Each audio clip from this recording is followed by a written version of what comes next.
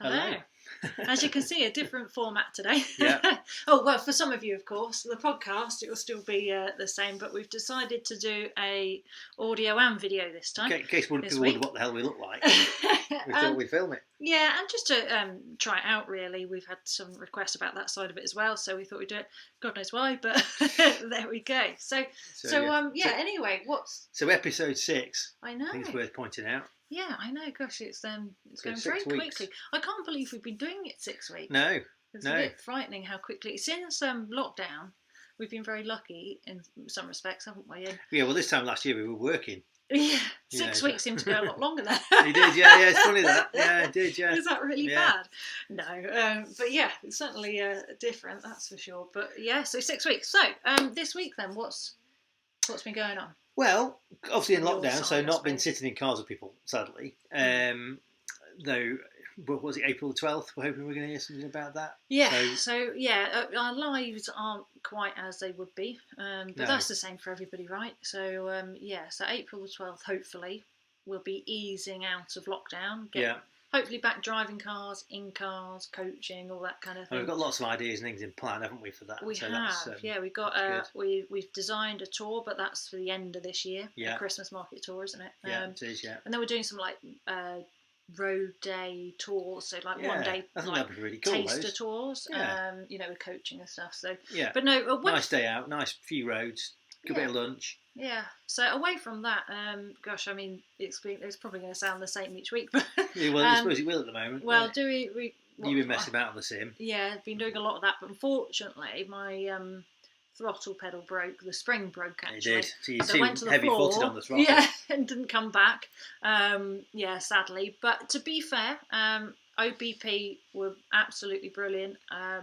They've been very good to me anyway with the sim racing, and they very quickly straight on it, weren't they? Yeah, and I mean, to be honest, they offered to literally drive up. Lisa Rocket from OBP was going to jump in a car and drive over. But to be fair, it's such a distance. We thought it's a bit of a trek.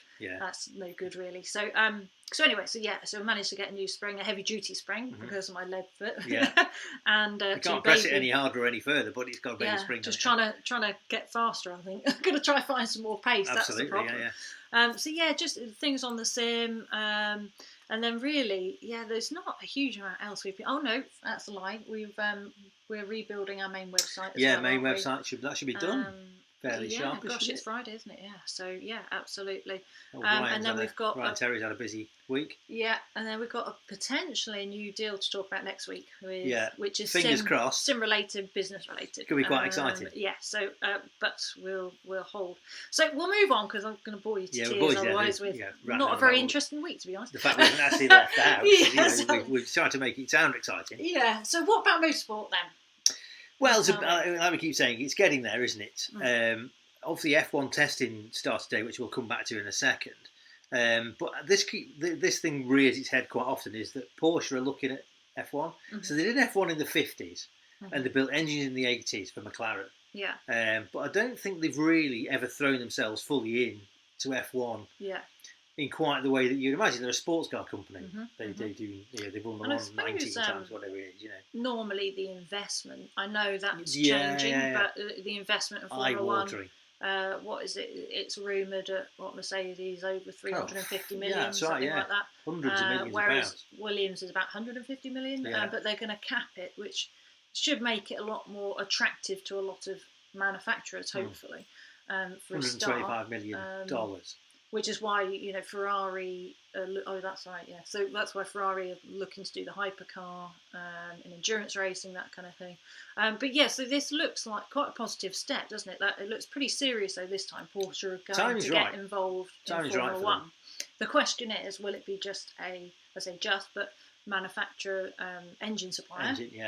Or not, or will it be a whole outfit? I think it's going to be an engine supplier, personally. Yeah, possibly. I mean, their big thing is that they want it to be the new synthetic fuel, don't they? Yes. They want that to be mandatory, and they've just pumped a load of money into that. Yeah. So that kind of makes sense from Porsche's point of view. Yeah, so this new synthetic fuel, I have to admit I don't know loads about it, but it's the early days yet, but it's meant to be, if it goes ahead and goes to plan, it's going to be greener, hopefully, than electric. So it could mean... perhaps Porsche are going to build a 6-litre V12. Yeah. Well, it might mean I think electric's here to stay, but I think it's not the only solution. No, it's and not. I think it's great in cities, but out of cities, we've seen working for manufacturers the infrastructure required around it. There are a lot of things that aren't so great. Let's say it's not as straightforward as that. So, and I'm not saying it won't evolve, but yeah. So I think if Porsche can do this and get some backing, it sounds like Formula One are very interested in backing this as well. Yeah. And why not? So absolutely. Because I don't think they want to go all electric. They don't want to be a massive Formula E, do they? Oh, absolutely. And internal combustion engine is still a big part of what they're about. If we can utilise what we've already got, the combustion engine, but make that greener than electric, well, surely that is a massive way to go. Yeah. So yes, a really exciting time. So obviously it's not confirmed yet whether they'll be in Formula One, but it's looking very, very positive. So and then the question is, of course, well, which team would they supply engines to? Yeah. And the three I can think of that could be up there would be Williams, Red Bull, and McLaren. But personally, I don't think McLaren. Red Bull are buying out the Honda outfit, aren't they? So they're going to build their own, is the theory. So I just wondered if somebody else came in, though, prepared to pay for it, whether that will go ahead, of course. True. McLaren might be a good bet, though. Yeah, I thought got history McLaren as well, McLaren and Porsche. I did think that, but no, I thought being a manufacturer is that. I think Williams, of course, they're a competitor, aren't they? Yeah, so you've got to look at both sides. Yeah, you have. Yeah, of course. If Porsche are going to invest money in this, and then I don't know, but yeah, so lots. What's exciting. This space? So yeah, they might buy Red Bull because that was a theory at one time, and they were going to buy Red Bull. Yeah. Well, they've had connections as well, Red Bull and Porsche. That's why I thought maybe they would be the most potential. But like you say, with Honda on the cards, but I would have thought as Red Bull, you want whatever's going to be the most cost-effective way, but the quickest way as well. Whichever's going to be the most reliable, quickest engine, really. And I suppose Honda probably would be the way to go at the moment because of their experience in Formula One. But looking at the testing, it's only been day one. You can't read too much of it, etc., etc., etc. The McLaren looks really, really strong. Yeah, I'm always quite spectacle, aren't I, about all this? But I don't know. I always feel with Mercedes, you never really get to see it until the actual event. Hamilton, like this afternoon, he's been in and out of the pits, and going off, and you think he must be pushing quite hard for him because he doesn't go off as a rule. Yeah, and he's been off a few times, and you think, certainly Verstappen's lighting the place up. Certainly, from what this is only day one, so we still don't know yet. But and there's a sandstorm going on, isn't there? Yeah, very extreme sandstorm. I'm surprised they're running, but yeah, I guess you can't see them coming out of the straight, can you? But yeah, I think ultimately. At the moment it's looking well. McLaren they were fastest with Daniel Ricciardo this morning. And at the moment, if it carries on playing out this way, they've got 30 minutes left, something like that. Then Verstappen will be top for. Well, interestingly, because Ocon is going well, that bodes well for Alonso. He must be getting in it tomorrow. That's quite a big Alonso because Verstappen is you'll learn that. So anyway, I know you can't read too much into it, but it is quite interesting because Hamilton is nowhere. Bottas barely did a lap this morning. I'd be so now this is going to sound awful, but I'd be so happy to see some other teams up there. And it's not that I have anything against Mercedes, no, not at all, because it's not really about that. It's just they've been so good and so dominant that I think as a spectator you can't help but want to see. At least for it to be much closer. Well, they've been talking, haven't they, about this sprint race idea? Oh, yeah. And for me, if they're going to do that, they need to do reverse grid. Yeah, so perhaps explain what it is that they're... So I don't know what their idea is. What they're on about at the British Grand Prix, there's going to be the final hour practice that they normally have on the Saturday. There's then going to be, I don't know whether there's going to be a qualifying session, but there's then going to be a sprint race of 100 kilometres. Which is 20 laps of Silverstone, so not many laps, and that sets the grid for the Sunday. Yeah. Now, for me, that they talk about purists. I think we would be described as purists. So I think they need to set the grid as per usual for Sunday. That needs to be done as it is normally done, and then have a sprint race starting with a reverse grid. Yeah. Which is what they're doing in Formula 2. Yeah. I mean. To me, I think Formula One need to do something because, you could class us as purists or whatever you want to class us as. We've watched it for a long time. but I would be the first to say it's nowhere near as exciting as it used to be. Okay, it's always had moments of dominance with Ferrari and you know McLaren and then Mercedes. You always get that, but I think the biggest problem is the aero. So this year they've tried to reduce the aero, haven't they, in the floor? So reduce it to about 10%, something like that. So they've now got comedy spiky bits all over them now to try. Yeah, well, that's what's happened. Is of course, and they're going to. Is aerodynamically gain in other areas, which is what they've tried to do. They'll claw it back somehow. But I think ultimately, personally, that's what they need to do, is make it more like IndyCar. Get the cars a bit more slick without so many extra bits. But IndyCar spent a lot of time making sure the cars could run together. Yeah. Because otherwise they don't work on ovals. Yeah. And Mercedes, it becomes evident when they end up back in the pack. They can't make forward progress because the Mercedes engineers designed that car to run in clean air at front. So they've got to then start every other race. The sprint race on Saturday going to start on the back row. They need to make sure it'll go through traffic. Yeah, absolutely. I mean, if that's the way to do it, great. I think you're going to get manufacturers not like the idea that all the top teams aren't going to like it because there's more vulnerability. They're giving something away, aren't they? Absolutely. Of course, all the lower teams are all going to love it, I would have thought. So you're going to have that real divide. It has to be better for spectators, which I think, ultimately it's a form of entertainment. Absolutely. It definitely would be better. I don't know. I just think initially it would be better to seriously reduce the aero to start with. I just think really simple step and see how much that changes it. And if that doesn't work, I mean, because they're doing that anyway, aren't they? Yeah. If you think that's next year, next year. It's supposed to be this year, but obviously with everything that went on, they didn't bother. So you think we'll see what happens there first, and then the next step. If that's not going to be enough, then maybe do the next bit of step. I think it would all have to come under one championship. And you still need to score points in the sprint race, but maybe less than the main feature race. You can't be the same as winning a Grand Prix, because that's not fair. No, exactly. And that's the balance, I suppose. And of course, how much is that going to cost? Yeah. Because they're talking about budget caps, but if you add another race that's getting expensive. Especially because there's going to be more damage, isn't there? That's the big thing. There's going to be more damage. So lots going on in that way. But anyway, we could talk about Formula 1 all day, and we promise we won't.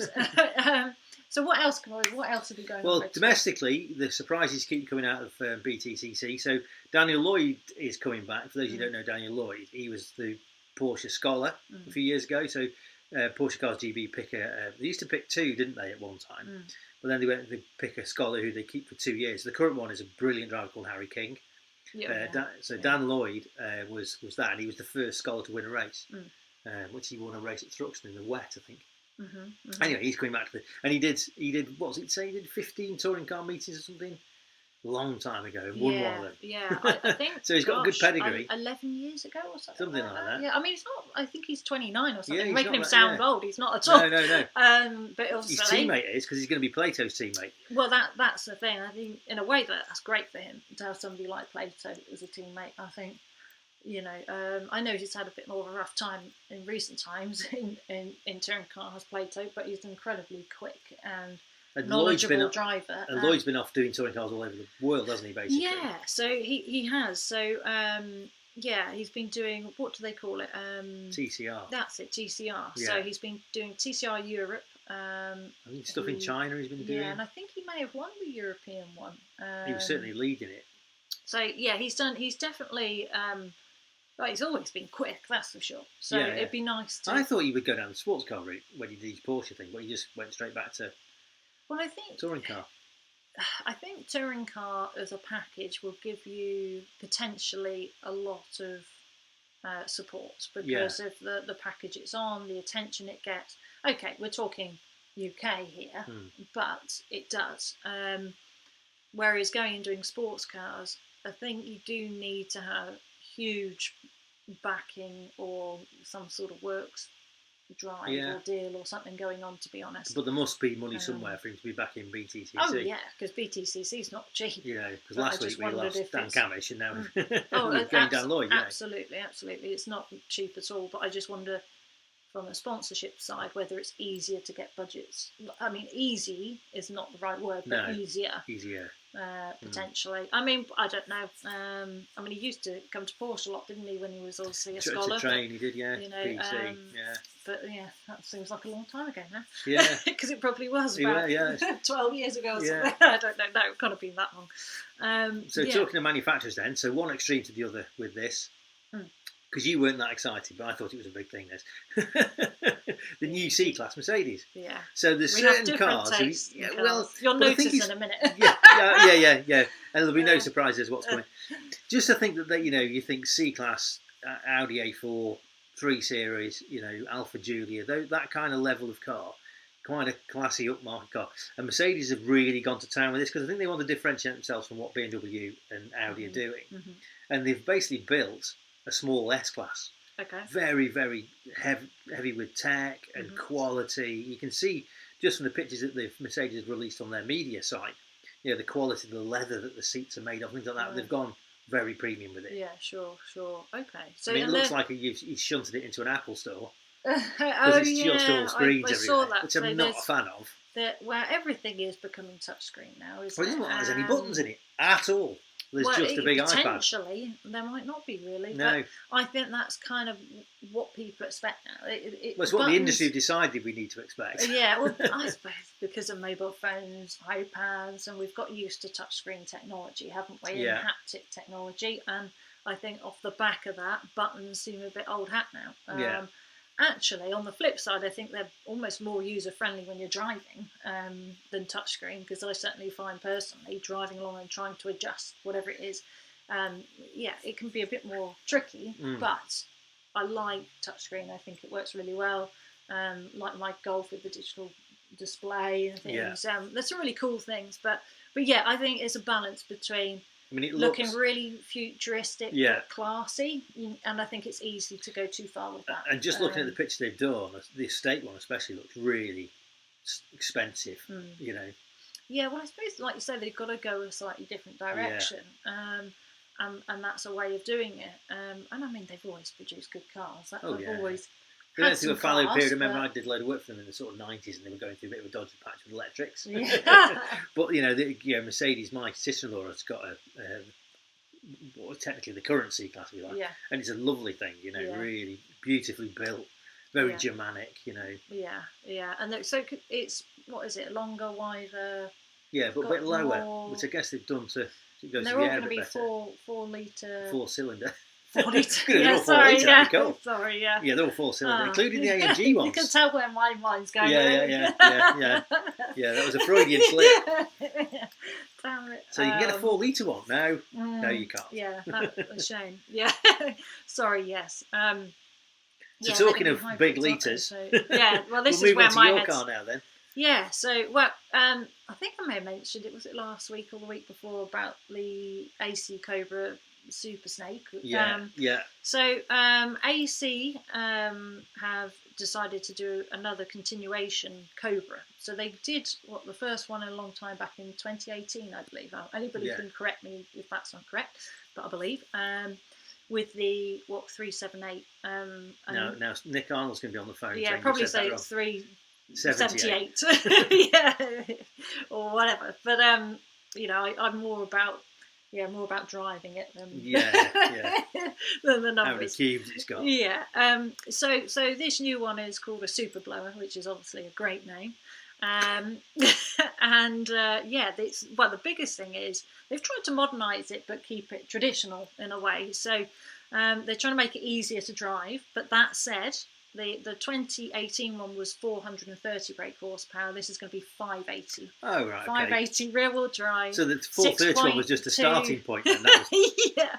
6.2 supercharged Corvette engine. So not Ford, Corvette now. So they've switched around. So it's But I can't help but notice your notes say that you can get a 4-cylinder one. Why on earth would you want a 4-cylinder one? Well, I don't know, honestly. I honestly don't know why, because they're only going to make 12 of these, so I don't understand why you would get a 4-cylinder one. No. And also, there's another company, isn't there? Falcon Electric. Well, I've made an electric Cobra. Well, there's some company, and I don't know whether this is them, who take things like... Each their own and all. But, yeah, absolutely. Well, they take things like 60s Mustangs, take the heart and lungs out of it, Why would you do Do you that? remember we had one at Porsche? Yeah, And I it do. was really bizarre What have because you it done that looked for? awesome, yet it was like the soul had gone. Yes. It was bizarre. Now, of course, there's going to be lots of people that love electric cars, and we're not here to slag electric cars. It's just certain cars, like a Cobra, a Yes. Mustang. Part of their character is obviously having a big the other way V8 round. engine. And If you get a that's like- Taycan and jam a KN turbo running gear in it, then I'll have that. It's all right that way around. Yeah, that's true. That's true. But no, you'll be surprised. They've it's now got limited slip diff. It's got anti-roll bars, which obviously didn't have before. Trying to probably make it a little bit more easy on the ride. Servo-assisted brakes as well. They've basically just tried to modernise it a little bit, but in a subtle way. Yeah. So thankfully they're really keeping it very traditional. So I think the price, what's it start at 130? Yeah, it's about 130 grand. But they were only building 12 of them. Yeah, that exactly. seems really cheap to me. Yeah. So, but then I suppose they did run a Cheap continuation. being a Yeah, like we can afford it. Yeah. Yeah, I don't know. With they started the continuation back in 2018. So whether they think there'll be more of that type of thing, I maybe don't so. know. Who knows? It may evolve a bit again, but no, really, really cool to see a great classic, which was very much ahead of its time back in the day. Is very much here and still being produced now. I think so. Really, And it's funny really to cool think thing. when you look at the history of AC cars that they were responsible for those little blue Invalid carriages. You probably don't remember those. No, Anybody that's my you age, said about were- this, and I'm yeah. like, the what? little Invalid carriages that they built, little blue ones that you saw everywhere at one time. That and the all the way up to the AC Cobra, the same company. Yeah. How very bizarre is that? Yeah, slightly different Yeah. ends of the Yeah. spectrum, huh? Perhaps Shelby should have got hold of one of those Invalid carriages and allowed wedged a V8 in Are that. you allowed to call it that, by the way? It's an Invalid carriage. That's what they were called. They were called the okay. AC Invalid carriage. Oh, really? You Yeah, sure? yeah, Okay. Gonna get Yeah, like, somebody back floods me of up. complaints now. You know, it'll be fine. It's all right. I've not said anything rude. Let's move on quick. So the R8. So this will bring us on to the next bit then. So does it have ABS on it? So no. See how I segued into that then. Is the answer. Actually, honestly, I don't know. I'm guessing. It would seem unlike a Caterham scope, guessing do they? not is the honest answer. There's but something to about how be- many you build a year or something depends on whether you have to have ABS on. Well, when I read about it, well, I guess 12 then doesn't count. But I would think not. No. Well, when I read about it, there was only very subtle changes to make it slightly more More user power. friendly, let's say. Yeah. So I'm going to say no. But yeah, what we were going to do is to, again, like we have on the other podcasts, is just do a little bit on driving again. Yes. Just again, because there's a lot of people that have car podcasts, motorsport podcasts. Let's get my words out. So we thought by bringing this in, a lot of people that listen love driving and do track days, that kind of thing. So yeah, so we normally do a little road bit, don't we, which we put on the channel. Yeah. But we haven't had chance yet this week, so we will do that. But yeah, we decided we'd talk about ABS first and then threshold braking. So Yes. I don't know if you want to take the... Well, the difference has been, so Lead. what you're talking about are the extremes of braking. On the road, unless something's going very wrong, you don't really get involved with the extremes of braking, even if you're driving quickly, because that's poor road driving. Mhm. So ABS on the road, but now we spend a lot of our time teaching people about ABS. The idea of ABS is that it won't allow the wheels to start skidding. It won't let them lock. Mhm. So as soon as it senses that the wheel's going to stop turning, then what the car will do is it will release the brake and reapply it. And it'll do that up to 20, 25 times a second, so very quickly. It doesn't stop you any quicker. What it does, it makes control much more effective. So you can brake and steer. You can brake as hard as you like and maintain pretty much full control of your steering. The car won't go into a skid. Doesn't matter if it's wet, doesn't matter if the road surface is uneven.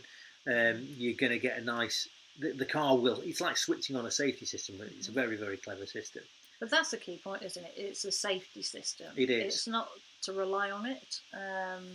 And like you said, majority of the time it wouldn't stop you necessarily faster. It would if No, you there's a panicked. caveat to that, which I'll come to in a minute. Yeah, sorry, carry on. No, that's right. No, No, go on, go. So a friend of mine was doing a job years ago down at Goodwood, and Derek Bell was there, and and I'm going back 30 odd years, and Derek Bell was demonstrating ABS.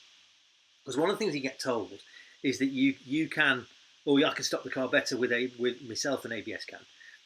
And Derek Bell did 10 emergency stops. So 6 of those times he stopped the car more quickly than the car with the ABS on it, if that makes sense. Oh, okay. So only 6 Only times. 6 times. So if you think about that, so that's Derek Bell, who was a world-class racing driver, and he was at the height of his powers at that point, on a perfect surface, and he stopped it. 6 times he stopped it quicker than just a normal person with ABS. So what happened the other 4 times? Yeah, You know what I mean? And you start to think about, hang on a minute. So of course, if it was bumpy, he would not have been able to have done it. The ABS car would have stopped more quickly. That's the point. Yeah, and that's really interesting because I have to admit I thought it'd be more one way than that. Obviously, I think on the road it's a brilliant technology, and it's like I said, it's not to rely on it at all. But you have to understand a little bit about how to use it, don't you? We find that with teaching people. Absolutely, because most people, if you ask them to in a controlled area to hit the brakes as hard as they possibly can, most people find that incredibly hard really to do. difficult to do. And even if they do, quite often they back off the brake quite quickly because they think the car is actually locking up. Don't they? But because they feel that through the pedal and everything, a horrible noise it makes. So they think. And if you get them to try and steer as well, they want to come off the brake, and of course that makes it worse. Yeah, especially I think for drivers that have driven cars without all these aids, it's drummed in not to do these things. And I really think there's a bit of confusion and grey areas now for young people. Even though they do get taught it, I think they forget, and from what their parents have told them, what they've seen, it's very easy to not utilise ABS in an emergency, really. No. So the real key thing is however it sounds, how awful it feels, is keep your foot hard on the brake. Yes. You don't need and if you've never felt it, go out and try it. Yeah, just hit in the a safe way, obviously, without anybody immediately behind you that's right. or anything like that. But yeah, exactly. And it doesn't sound nice at all. But what you will notice is the pedal pulses and stops nice and quick, and it remains pretty straight as well, in most cars, because they're able to adjust the brake pressure corner. Well, they know where the angle's at with the steering and things like that. So it keeps it very level, flat, that kind of thing. Absolutely. So I think it's certainly something that it doesn't sound very sexy talking about ABS, but it is a good point to discuss because we take there's a lot of misunderstanding about it. Experienced drivers that really struggle to. It's like they know about it, but they've never really felt it. No. Or if they have, they're confused with what they felt. So it's definitely something to just test out in a safe way, obviously, in a safe environment. So the other side of that then is what you do on the racing circuit, which is what we call threshold braking. And threshold braking is the point just before the wheel starts to lock. So in a racing car, that's why if you drive a racing car, you'll find the brake pedal doesn't move very much. And you get lots and lots of feel through the car. So you can feel through the pedal as the wheel is just about to start skidding, and then you can hold it at that point. That's the fastest way of stopping the car, which is what Derek Bell would have been doing. Yes. That takes practice to get the car quickly to that point. If you've got ABS on your car, so you're doing a track day, what you're looking for is that it's the point before the ABS starts to you can almost hear the pumps prime in some cars and feel the pump prime through the pedal. So you don't want the ABS to be triggering. It's just before that point is what threshold braking is about, and that's the quickest way of stopping the car. That's not a road technique. No. We talk about there are blends between road and track.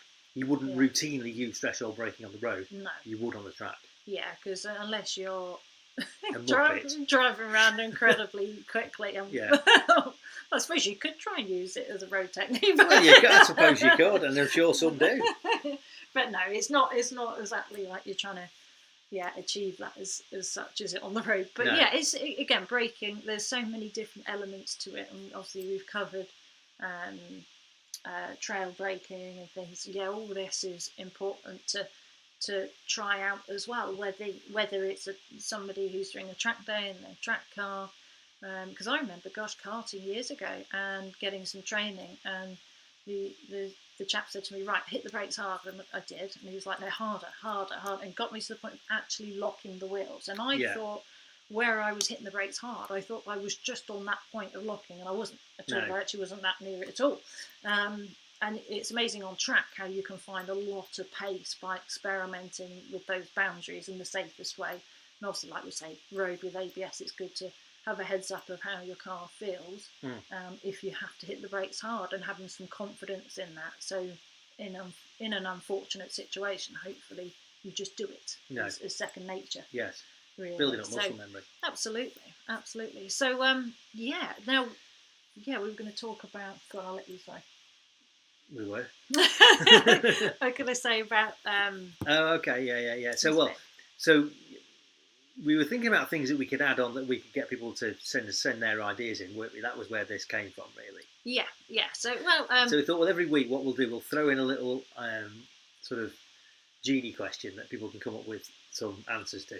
I'm not sure we're allowed to use that because I do You've stolen it from another somewhere else. I do another podcast and that's exactly what they call we'll think that. of a better name for it then.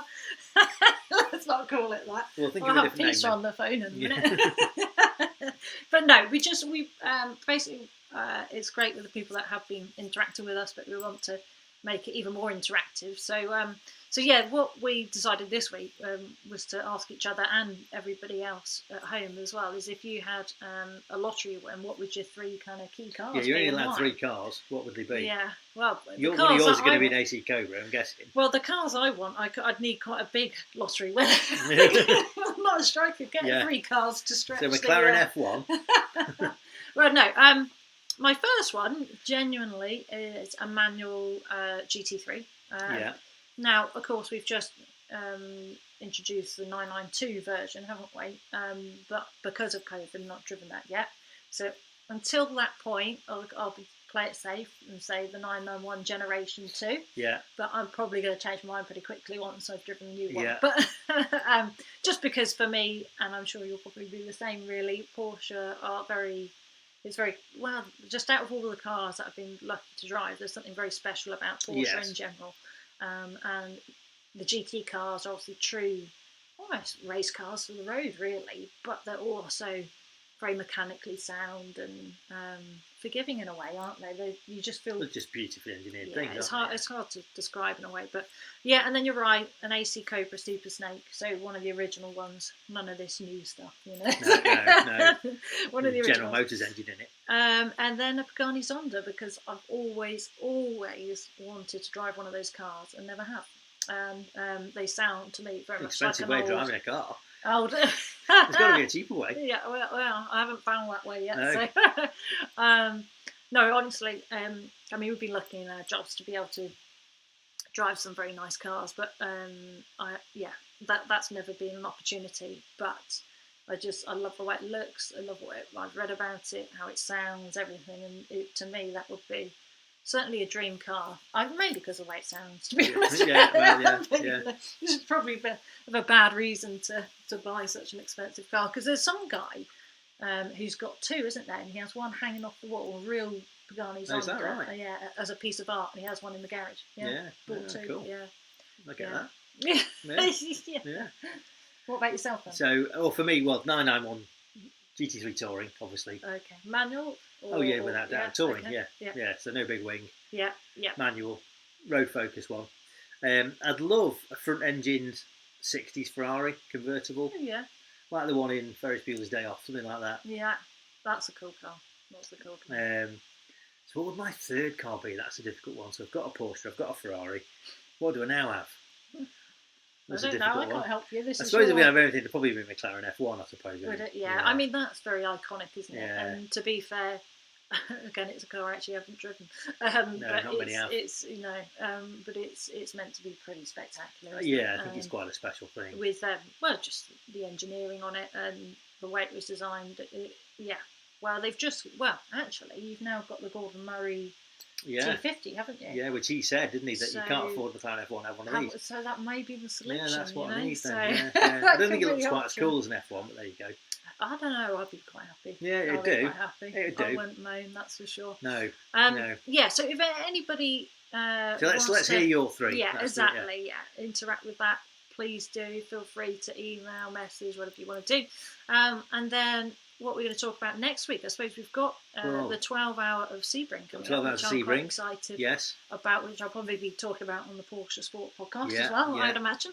Of course, by then we'll know a bit more about the F1 testing at Bahrain. Yes. Because at the moment we've got day 1 in the background here. Yeah, we'll see if going Lewis on. has found what's he got to find. He's gone off again. Yeah, I've seen he's So gone he's off. 2.2 seconds off Verstappen. Yeah, and like you say, it does seem to be pushing, but you just don't know what they're testing. So always. Well, if it was Try like not it is get- now, you've got the Red Bull's working, the McLaren's working, the Alpine's working, Yeah.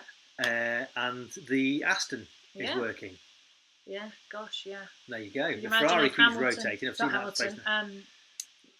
Vettel gets into Yeah, an that'd be Aston funny. and Yeah, it's much quicker than he the wins the world Ferrari. championship. Yeah, that'd be funny. Yeah. Well, we'll see. Anyway, There we we're go. Yeah, we're digressing, digressing a bit again. here. Yeah. So we'll round up on that, and of course do a preview before the race, which is what, next Sunday. Next Sunday, is it? yeah. That's come Yeah. around quick, hasn't it? So There we go. yeah, so we'll do that. But yeah, anything you want us to cover, anything like that, please do get in touch. And any questions, whether it's driving related, motorsport related, just let us know. Cool. Thank you for listening to us. We'll see you next time.